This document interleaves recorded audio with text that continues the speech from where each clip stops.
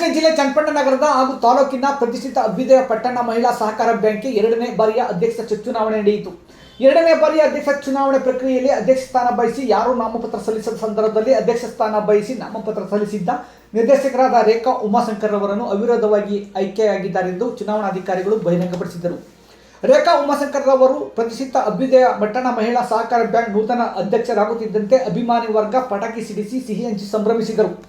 ಈ ಸಂದರ್ಭದಲ್ಲಿ ಜಿಲ್ಲೆಯ ಜನರ ನಾಡಿಮಿಡಿದ ಸಂಗ್ರಾಮ ಟಿವಿ ಜೊತೆ ಮಾತನಾಡಿದ ನೂತನ ಅಧ್ಯಕ್ಷ ಉಮಾಶಂಕರ್, ಬ್ಯಾಂಕ್ನ ಎಲ್ಲ ನಿರ್ದೇಶಕರ ಸಹಕಾರ, ಪಕ್ಷಾತೀತವಾಗಿ ಸಹಕರಿಸಿದ ರಾಜಕೀಯ ಮುಖಂಡರು, ಕಾರ್ಯಕರ್ತರ ಆಶೀರ್ವಾದದಲ್ಲಿ ದೊರೆತಿರುವ ಅಧ್ಯಕ್ಷ ಸ್ಥಾನಕ್ಕೆ ಯಾವುದೇ ರೀತಿಯ ಕಪ್ಪು ಚುಕ್ಕೆ ಬರದಂತೆ ಬ್ಯಾಂಕ್ನ ಸಿಬ್ಬಂದಿಯೊಡಗೂಡಿ ನನ್ನ ಸ್ಥಾನವನ್ನು ನಿರ್ವಹಿಸುತ್ತೇನೆ ಎಂದು ತಿಳಿಸಿದರು. ಈ ಸಂದರ್ಭದಲ್ಲಿ ಮಾತನಾಡಿದ ತಾಲೂಕು ಜೆಡಿಎಸ್ ಅಧ್ಯಕ್ಷ ಗೋವಿಂದಳ್ಳಿ ನಾಗರಾಜು, ಜೆಡಿಎಸ್ ಬೆಂಬಲಿತ ಅಭ್ಯರ್ಥಿಯಾಗಿರುವ ರೇಖಾ ಉಮಾಶಂಕರ್ ಅವರು ಪ್ರತಿಷ್ಠಿತ ಅಭ್ಯುದಯ ಪಟ್ಟಣ ಮಹಿಳಾ ಸಹಕಾರ ಬ್ಯಾಂಕ್ಗೆ ಅಧ್ಯಕ್ಷರಾಗಿ ಆಯ್ಕೆಯಾಗಿರುವುದು ಸಂತಸದ ವಿಚಾರ ಎಂದು ತಿಳಿಸಿದರು. ಈ ಸಂದರ್ಭದಲ್ಲಿ ಬ್ಯಾಂಕ್ ಉಪಾಧ್ಯಕ್ಷೆ ರೂಪಾ ಸಿದ್ದೇಗೌಡ, ನಿರ್ದೇಶಕರಾದ BV. Geetanjali, Abhilash Gowda, Bhagya Nagaraj, Sukanya, M N. Rajashekar, Madhushree Bharath, N P. Lakshmi Yalakkigowda, H K. Asha, C P. Nagesh, Ningarajamma, Lakshmipathi V, Poornima Rajashekar, C. Sushma Biliyappa, Kalamma, Jayamala Mahalingu, ನಾಮನಿರ್ದೇಶಕರಾದ ಪಟ್ಲು ಸುಕನ್ಯಾ ಹಾಜರಿದ್ದರೆ ರಾಜಕೀಯ ಮುಖಂಡರಾದ ಜಿಲ್ಲಾ ಜೆಡಿಎಸ್ ಜಿಲ್ಲಾಧ್ಯಕ್ಷ H. C. Jayamuthu, PLD bank ಅಧ್ಯಕ್ಷ ಡಿ.ಎಂ.ಕೆ. ಕುಮಾರ್, ಎಪಿಎಂಸಿ ಮಾಜಿ ಅಧ್ಯಕ್ಷ ಯಾಲಕ್ಕಿಗೌಡ, ನಿಡುಗೋಡಿ ಬಾಬು, ಆಪ್ಕಾಂ ನಿರ್ದೇಶಕ ಮಳ್ಳೂರು ಪಟ್ಟಣ ರವಿ, ಟಿಎಪಿಎಂಎಸ್ ಅಧ್ಯಕ್ಷ M N. Rajashekar, Moledoddi Biliyappa, Emmihalli Subbegowda, Tagichakere Pavan, Gangedoddi Boregowda, Gangedoddi G N. Ningegowda, Makali Shivanna, BBMP Kasba PSC ಅಧ್ಯಕ್ಷ ಆತ್ಮಾರಾಮ್, ಕನ್ಮಂಗ್ಲ ಯೋಗಲಿಂಗು, ಒಕ್ಕಲಿಗ ಸಾರ್ವಜನಿಕ ವಿದ್ಯಾರ್ಥಿ ನಿಲಯದ ನಿರ್ದೇಶಕ ಅಭಿಲಾಷ್ ಟಿ ಹಾಗೂ ಹಲವಾರು ಮಂದಿ ಹಾಜರಿದ್ದರು.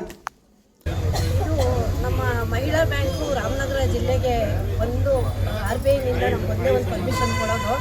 ಇವತ್ತು ನಮ್ಮ ಕಾರಣಾಂತರಗಳಿಂದ ನಮ್ಮ ಬ್ಯಾಂಕ್ ಸ್ವಲ್ಪ ಇದಾಗಿದೆ. ಈ ಎಲ್ಲ ನನ್ನ ಡೈರೆಕ್ಟ್ರುಗಳನ್ನ ಎಲ್ಲರನ್ನೂ ಒಟ್ಟಿಗೆ ಅವರ ಚಿಂತನೆಗಳನ್ನ ನನ್ನ ಚಿಂತನೆ ಜೊತೆ ಸೇರಿಸ್ಕೊಂಡು ಇವತ್ತೇನು ಬ್ಯಾಂಕು ಒಂದು ಅಧೋಗತಿಗೆ ಇದಾಗಿದೆ ಅದನ್ನು ನಾವು ಸರಿಪಡಿಸೋಕ್ಕೆ ಪ್ರಯತ್ನ ಪಡ್ತೀವಿ. ಏನಂದರೆ ಬ್ಯಾಂಕು ಮೈಕ್ರೋ ಫೈನಾನ್ಸ್ ಅವಳಿಯಿಂದ ಸ್ವಲ್ಪ ನಮಗೆ ನಮ್ಮದು RBI ರಿಸ್ಟ್ರಿಕ್ಷನ್ ಇರೋದ್ರಿಂದ ನಾವು ಸಾಲ ಕೊಡೋದಕ್ಕೆ ಕೆಲವೊಂದು ರೂಲ್ಸ್ಗಳಿದೆ. ಅದನ್ನು ದಾಟಿ ನಾವು ಸಾಲ ಕೊಟ್ಟರೆ ನಮಗೆ 5 ಲಕ್ಷ ಫೈನ್ ಹಾಕ್ತಿದ್ರು.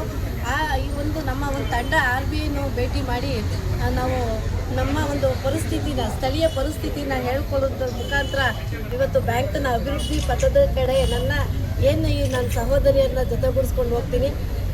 ಮೊದಲನೇದಾಗಿ ನಾವು ತಾಲೂಕಿನಲ್ಲಿ ಒಂದು ಅಭಿಯಾನ ಶುರು ಮಾಡೋಣ ಅಂತಿದ್ದೀವಿ. ಬ್ಯಾಂಕನ್ನು ಉಳಿಸಿ, ಜಿಲ್ಲೆಯಲ್ಲಿ ಬ್ಯಾಂಕನ್ನು ಉಳಿಸಿ ಅನ್ನೋದ್ರ ಮುಖಾಂತರ ಪ್ರತಿ ಒಂದು ವ್ಯಾಪಾರಸ್ಥರ ಹತ್ರ ಹೋಗಿ ನಾವು ಒಂದು ಇದು ಶೇರ್ ಅಕೌಂಟ್ ಇದು ಮಾಡ್ಕೊಳ್ತೀವಿ, ಕರೆಂಟ್ ಅಕೌಂಟ್ ತೊಗೊತಾ ಇದ್ದೀವಿ. ಕರೆಂಟ್ ಅಕೌಂಟು ತೊಗೊಂಡ್ರೆ ನಮಗೆ ಬ್ಯಾಂಕಿಂದ ಯಾವುದೇ ಇಂಟ್ರೆಸ್ಟ್ ಇರೋದ್ರಿಲ್ಲ.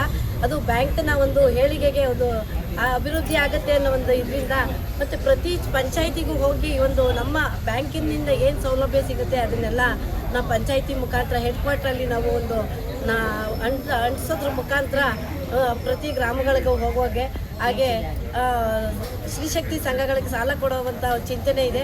ಅದು ನಮ್ಮ RBI ಪರ್ಮಿಷನ್ ಕೊಡಬೇಕು. ಕೊಟ್ಟರೆ ಅದು ಮುಂದಿನ ದಿನಗಳಲ್ಲಿ ತರೋವಂಥ ಇದಿದೆ. ನಮ್ಮ ನಿರ್ದೇಶಕರಾಗಿ ಸಾಕಷ್ಟು ಸೇವೆ ಸಲ್ಲಿಸಿದ್ರಿ.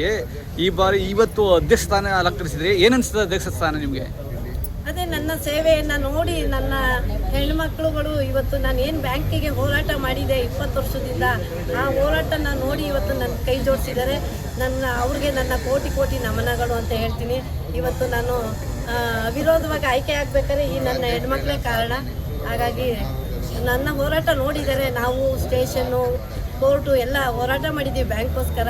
ಆ ಒಂದು ನಿಟ್ಟಿನಲ್ಲಿ ಇವತ್ತು ನನ್ನ ಜೊತೆ ಕೈ ಜೋಡಿಸಿದ್ದಾರೆ. ನಾನು ಅದಕ್ಕೆ ತುಂಬ ಖುಷಿಯಾಗುತ್ತೆ. ನನ್ನ ಸ್ಥಳೀಯ ನಾಯಕರುಗಳು ಪಕ್ಷಾತೀತವಾಗಿ ನನ್ನ ಸಹಾಯ ಮಾಡಿದ್ದಾರೆ.